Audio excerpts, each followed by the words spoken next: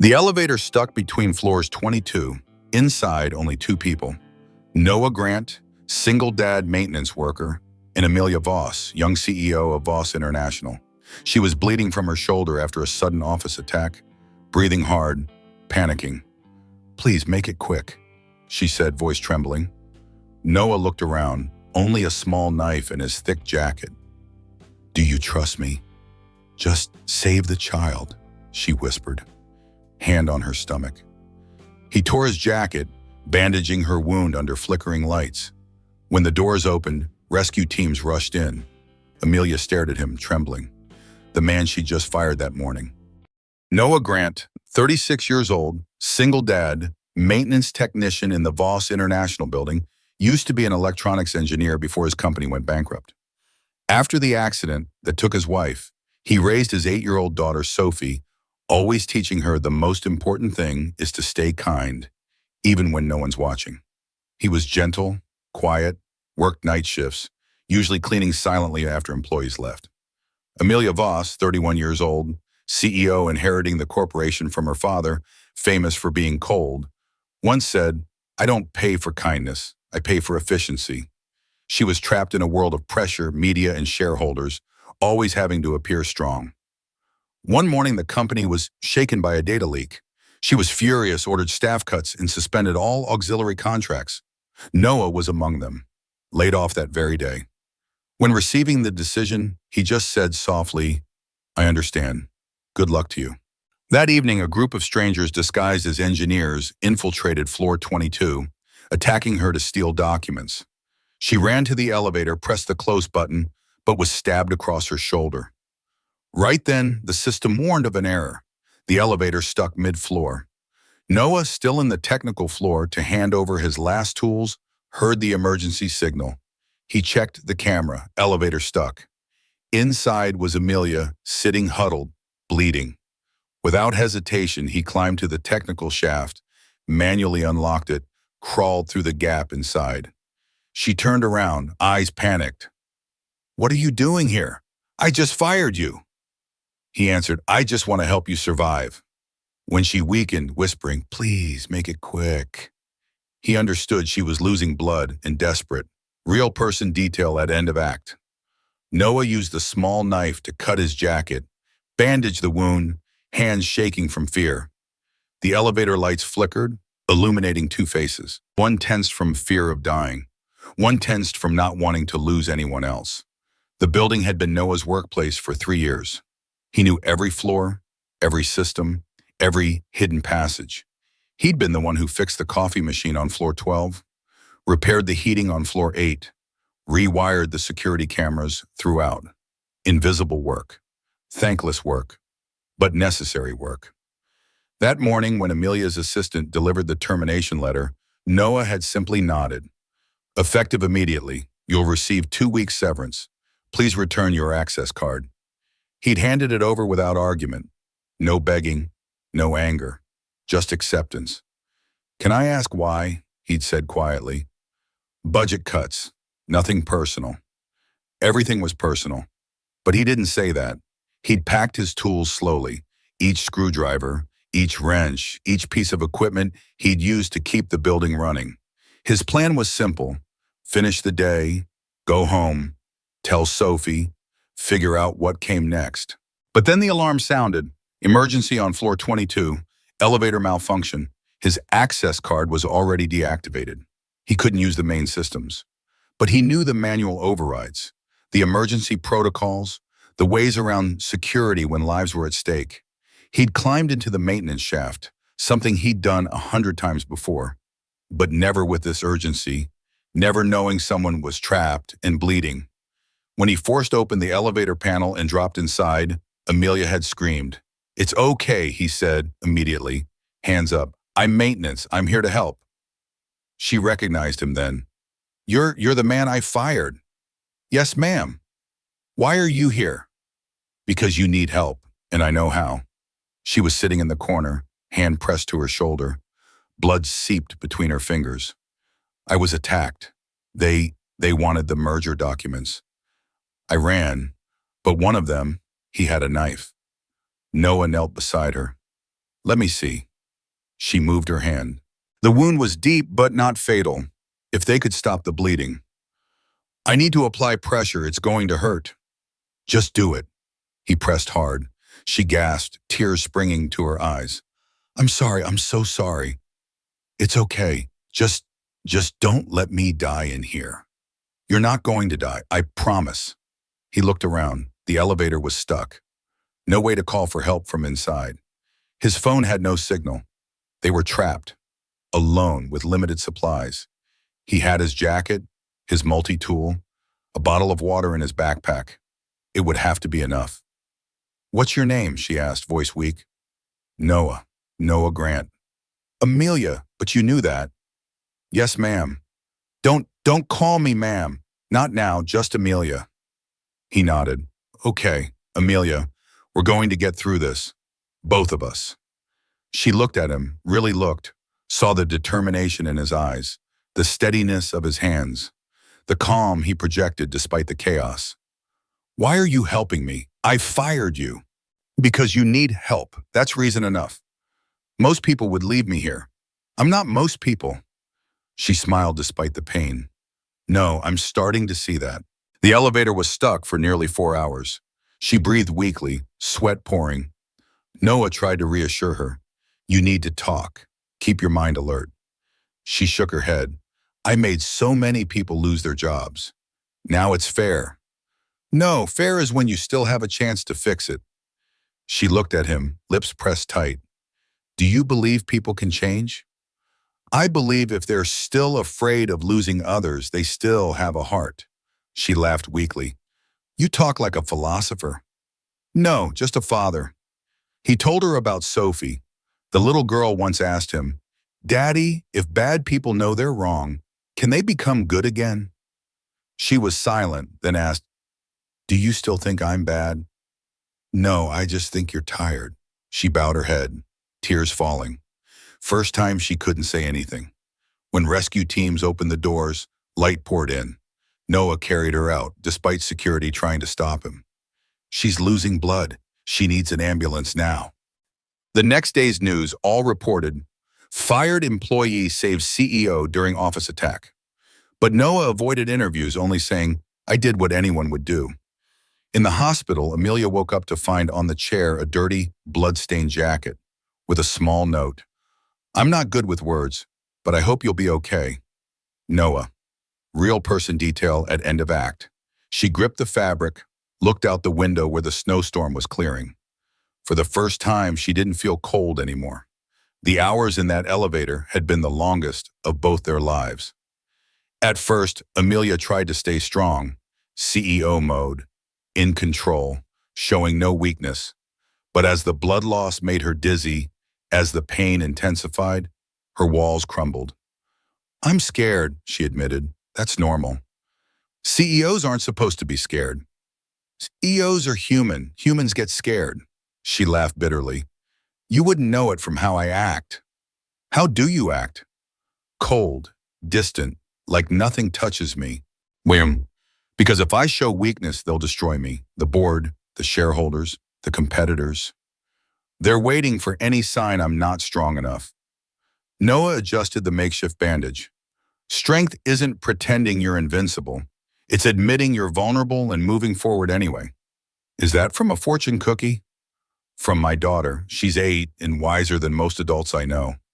Amelia smiled. Tell me about her. So he did. About Sophie's love of drawing, her obsession with space, her habit of asking impossible questions.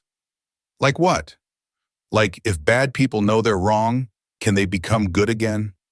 What did you tell her? I told her yes, people can change. If they want to, if they're willing to do the hard work. Amelia was quiet. Do you really believe that? I have to. Otherwise, what's the point? The point of what? Of anything. If people can't change, then we're all just stuck being who we were. And that's, wow. She looked at him with new eyes. You're not what I expected. What did you expect? Someone bitter, angry. You have every right to be. Anger takes energy. I need that for Sophie. She's lucky to have you. I'm lucky to have her. They talked about loss, Noah's wife, Amelia's father, the people they had loved and lost. How do you move on? She asked. You don't, not really. You learn to carry it. Some days are heavier than others, but you keep walking. I don't know if I can. You already are.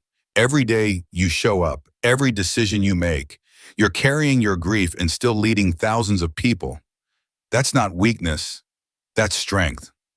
Amelia started crying, really crying, not the controlled tears of a CEO maintaining image, but raw, desperate sobs. Noah didn't try to stop her, just sat beside her, steady and present. When she finally calmed down, she said, I'm sorry. For what? For firing you, for being cold, for treating people like numbers instead of humans. You can fix that. How?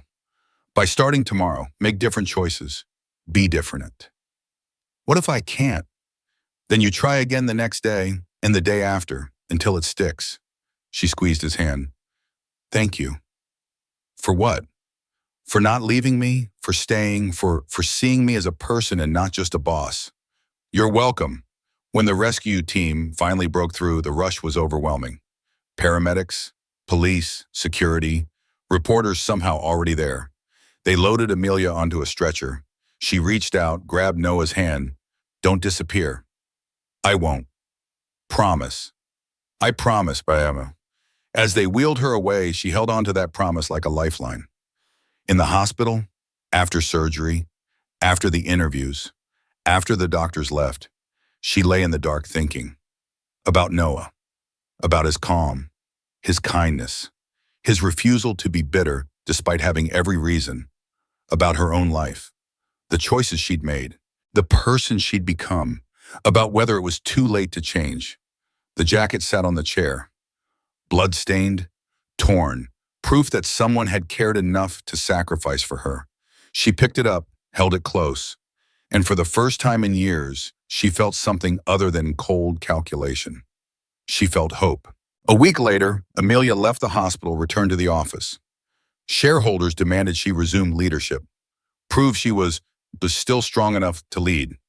But she began changing, stopped layoff plans, restored old contracts. The vice president was furious. You're destroying the company for one maintenance man? No, she answered. I'm trying to keep what the company lost. Trust. Rumors spread quickly, causing stock prices to drop. The board wanted an emergency meeting to remove her. Freeze moment one. In the boardroom, facing the shareholders. If you think I'm weak for saying thank you, then remove me. They were silent. Later, she drove to the suburb where Noah and Sophie lived. She saw him fixing an old heater while Sophie drew a picture, hero in the elevator. She set down a gift basket, looking around the simple home. I owe you a thank you. He just smiled. I don't like debts. Then let me repay it differently. He frowned. Up to you. I want to invite you back to the company, not as an engineer, but as safety advisor. He shook his head. I think you need someone who knows management, not repair. She looked at him. I need someone who knows how to save lives more than save positions. Twist one. Noah agreed to return, but set a condition. I'm doing this for the employees, not for PR. Together, they restarted the fire and security systems throughout the building. First time she participated directly. One night, checking cameras, she discovered old footage. The attack that day was staged by the vice president himself to seize her position. Twist two. She quietly collected evidence, reported to police with Noah.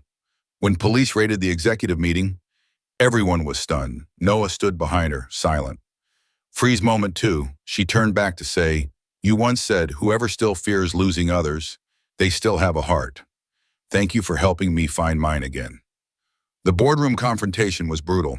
Shareholders circled like sharks. You're making emotional decisions. I'm making human decisions. That's not what we pay you for. Then don't pay me. I'll resign, but I won't sacrifice people for profit margins. An older board member, Harrison, leaned forward. Your father built this company on pragmatism, not sentiment. My father also told me the day before he died that he regretted putting money before people, that he wished he'd been kinder. that success meant nothing if you lost your humanity. He never said that to us, because you wouldn't have listened, just like you're not listening now. She stood, placed her resignation letter on the table. I'm stepping down, effective immediately, not because you're forcing me, but because I won't lead a company that treats people like disposable resources. Silence. Then unexpectedly, Harrison spoke. Sit down, Amelia. Excuse me? Sit down. She did, confused. Your father did say that to me, right before he died, and I ignored it. Thought he was getting soft. But watching you now, I see he was right, and I was wrong. He looked around the table. I move that we support Ms. Voss's new direction. Focus on people first. Profits will follow. That's insane, another board member said. Is it? How many companies have we seen collapse because they lost employee loyalty, customer trust? We're hemorrhaging both. Maybe it's time we try something different. The vote was close, but it passed. Amelia had won. But the real battle was just beginning. She drove to Noah's apartment, hands shaking. He opened the door, saw her face. What happened? I almost quit. Then I didn't. Then I realized I can't do this alone. You're not alone. You have a whole company. I need someone who will tell me the truth, who won't just say what I want to hear. That's what advisors are for. No, that's what friends are for. She looked at him. Will you help me? Really help me? Not just fix the building, fix the company, fix me. Noah studied her. That's a big ask. I know. What makes you think I can? Because you already saved my life once. Maybe you can do it again, in a different way. He invited her inside. Sophie was asleep on the couch, drawing pad on her chest. That's me and you, Noah whispered, pointing at the drawing. In the elevator. She's been working on it all week. Amelia looked at the crude but heartfelt image. 2 figures in a small box. One lying down, one kneeling beside. Both surrounded by darkness, but somehow still touching light. She's talented. She's observant. She knows something changed, that we're, I don't know, connected now. Are we? Noah met her eyes. I think so. Something happened in that elevator, beyond the physical. We saw each other, really saw each other. And what did you see? Someone scared, someone trying to be strong, someone who needed help but didn't know how to ask. And now? Now I see someone trying. That's all anyone can ask. They talked for hours about the company, about changes needed, about resistance they'd face. It won't be easy, Noah warned. People don't like change. I know. You'll lose friends, allies, maybe even the company. Then I'll lose them. But I won't lose myself again. As she left, Noah handed her something. What's this? A button from my jacket. Sophie wanted you to have it. Said it's lucky. Amelia closed her hand around it. Thank you. For what? For not giving up on me, when everyone else would have. Everyone deserves a second chance, Sotoin. Even cold CEOs who fire good people, especially them, because they need it most. The next morning, Amelia arrived early, called an all-staff meeting. 300 employees gathered, confused and worried. I owe you all an apology, she began. I've been a terrible leader. I've prioritized numbers over people, efficiency over humanity, and in doing so, I nearly destroyed everything my father built. Murmurs through the crowd. Starting today, things change. No more arbitrary layoffs, no more treating you like replaceable parts. You're people. You deserve respect. And I'm going to earn back yours. Someone in the back shouted, what about the contracts you canceled? Reinstated. All of them. As of today. The budget cuts? Reversed. We'll find savings elsewhere, but not from people who keep this company running. An older woman near the front raised her hand. Why should we believe you? Fair question. Because I nearly died. And in those hours trapped in an elevator, I realized something. None of my accomplishments matter if I'm alone. None of my success means anything if it's built on other people's misery. I want to do better. I want to be better. And I'm asking you to help me. The room was silent. Then slowly someone started clapping. Then another. Then the whole room, not because they believed her completely, but because she'd been honest, vulnerable, human. And that was a start. After the incident, Amelia stepped down as CEO, handed executive operations to a new team. She opened a charity fund, the 22nd Floor Project, supporting laid-off employees and struggling families. Noah ran the technical side, while Sophie became the little storyteller of the fund, recording stories each time someone was helped. One spring afternoon, Amelia came to the workshop where Noah was working. "Do you ever regret saving me?" "No, because you changed." "What if I hadn't changed?" "I would have done it anyway." She smiled. "Because you're a good person?"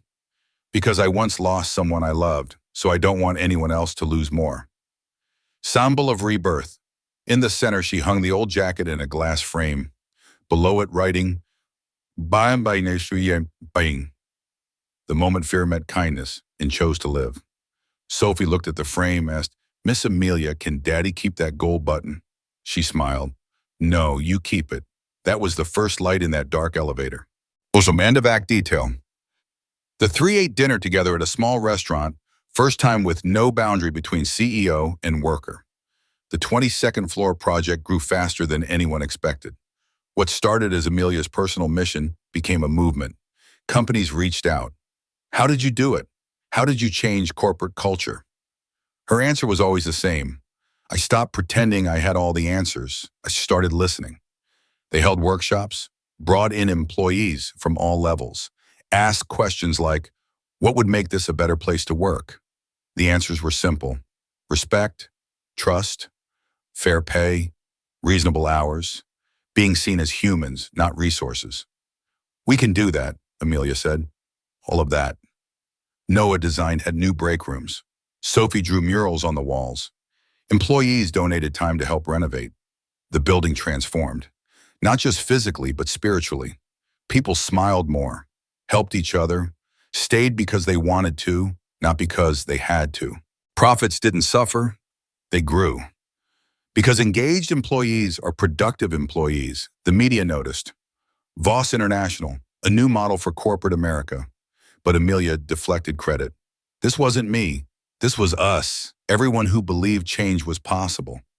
At the one-year anniversary celebration, hundreds gathered. Employees, family members, community partners. Noah stood with Sophie in the front row. He'd been given a title, Director of Human Operations. But he still fixed things, because that's who he was. Amelia took the stage. "A year ago, I nearly died. Not from the knife wound, but from the life I was living.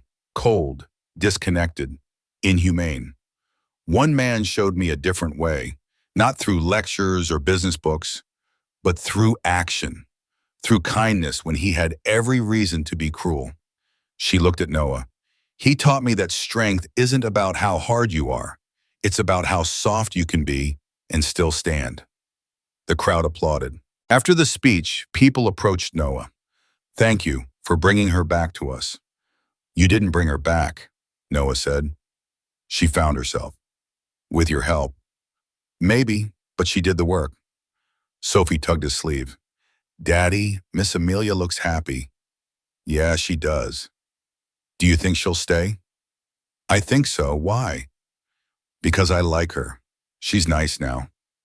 Noah smiled. "Yeah, she is." That evening, after everyone left, Amelia and Noah stood in the empty hall. "Can I ask you something?" she said. "Always." "Why did you really save me?" "The truth." Noah considered. "Because when I saw you on that camera, bleeding and alone, I didn't see a CEO. I saw a person, a scared person who needed help. And I couldn't walk away from that. Even though I just fired you. Even though. That's extraordinary, no? No, it's human. We've just forgotten what that looks like." Amelia took his hand. "Thank you for reminding me." "You're welcome." They stood in the comfortable silence, the city lights glowing through the windows. "Noah?" "Yeah." "I'm glad you were in that elevator." "Me too." "Even though it was terrifying?" "Especially because it was terrifying. Sometimes the best things come from the worst moments," she smiled. "Is that from Sophie?" "No, that's from me. She laughed, squeezed his hand. Well, you're wiser than you look. Gee, thanks. They walked out together into the night, into whatever came next. Changed, connected, alive. 1 year later, the 22nd Floor Project became a national program, helping thousands of laid-off people restart their lives. At the anniversary ceremony, Amelia spoke. Someone once told me, strength isn't about giving orders, it's about fearing losing what's right. I learned that from the man I once fired. The camera panned down. Noah and Sophie sat in the front row, smiling quietly. After the ceremony, she came to them. Are you leaving? No, I'm just looking for a new place to hang my jacket. She laughed, voice soft. Do you think miracles can happen twice? Yes, if we still believe in them. Final scene. They walked outside together, snow falling gently, Sophie holding the gold button in her hand. The little girl said softly, Daddy, the lights are on. He knelt down, held her hand. Yeah, and this time they won't go out again. Closing message. Sometimes what saves us isn't a strong hand, but a heart that fears losing others. The years that followed proved that change was possible. Voss International became known not for its profits, though those remained strong, but for its culture. Best place to work, most employee-friendly, where people matter. Other companies tried to copy their model. Some succeeded, many failed, because they missed the point. It wasn't about programs or policies, it was about genuine care. Amelia and Noah became close friends. Some speculated they were more. They never addressed the rumors. Let people think what they want, Amelia said. Doesn't it bother you? No, because I know the truth. You saved my life, and I'm trying to honor that every day. Sophie grew, drew more pictures, told more stories, became the unofficial mascot of the 22nd Floor Project. When I grow up, she announced at age 12, I want to help people like Daddy does. What about being an astronaut? Noah teased. Last week, that was the plan. I can be both. Help people on Earth. Help people in space. Amelia laughed. I don't doubt you will. On the 5th anniversary, they unveiled a permanent installation. The jacket preserved in glass with a plaque. The moment everything changed, when fear met kindness and chose to live. Below it, 3 names, Noah Grant, Amelia Voss, Sophie Grant. Why my name? Sophie asked. Because you taught me to draw, Amelia said, to see the light in dark places. That matters. The girl hugged her, fierce and tight. You're family now. Yeah, I am. That night, the 3 of them returned to the elevator, floor 22, the place where everything started. It's weird being back here, Amelia said. Weird good or weird bad? Noah asked. Just weird, surreal, like it happened to someone else. It happened to us, and we survived. We did more than survive. We thrived. Sophie pressed the button for the lobby. The elevator descended smoothly, no malfunction, no trauma, just a normal ride in a normal elevator. But when the doors opened, all 3 paused. Ready? Noah asked. For what? Amelia replied. For tomorrow, the next challenge, whatever comes. She took his hand. Sophie took her other hand. Yeah, I'm ready. They walked out together, into the night, into the future, into the life they'd built from broken pieces, a life where kindness mattered, where people came first, where a maintenance worker and a CEO could stand as equals. Because in the end, that's all anyone wanted, to be seen, to be valued, to matter.